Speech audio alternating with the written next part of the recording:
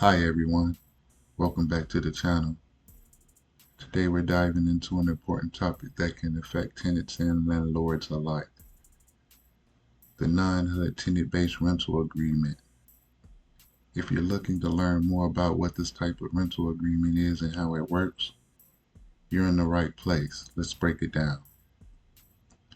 First thing first, what exactly is a Non-HUD Tenant-Based Rental Agreement? To put it simply, this type of agreement refers to a rental contract where the tenant's rental assistance is provided through a program that isn't managed by the U.S. Department of Housing and Urban Development, or HUD. Now, in most cases, tenants are familiar with programs like the Section 8 Housing Choice Voucher Program, which is a HUD run.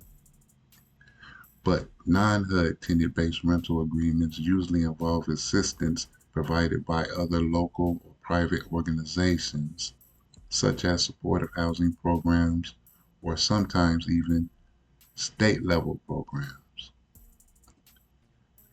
So what makes non-HUD rental agreements different from HUD-based ones? Well, there are a few key aspects to keep in mind. First, the funding source and the way assistance is provided. While HUD-run programs are often provided direct funding for a portion of the tenant's rent, non-HUD programs rely on alternative funding sources like state governments,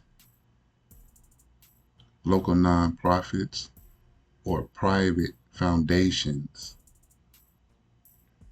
Another key difference is the criteria for eligibility.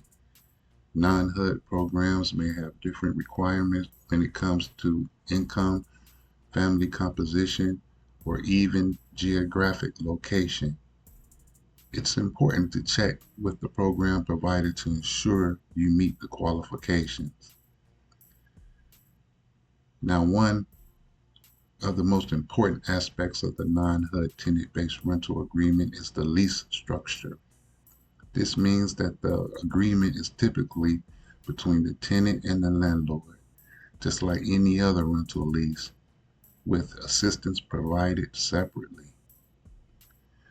Unlike traditional public housing, the tenant has more flexibility in choosing their unit as long as it meets the program requirements and the landlord is willing to accept the terms of agreement. However, like any rental agreement, the terms of termination are important to know.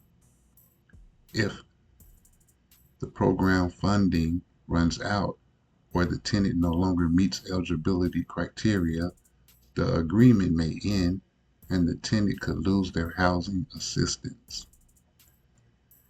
Finally, one more thing to note: security deposits and other costs.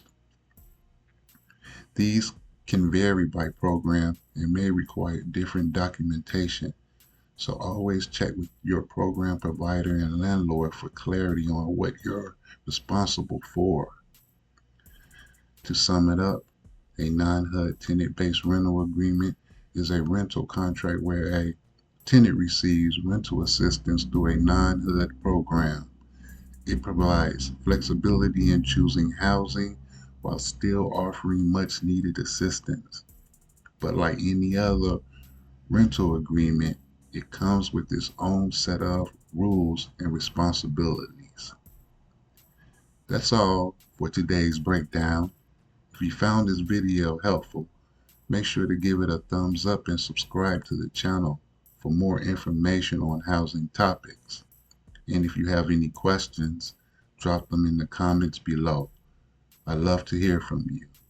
Thanks for watching, and I'll see you in the next video.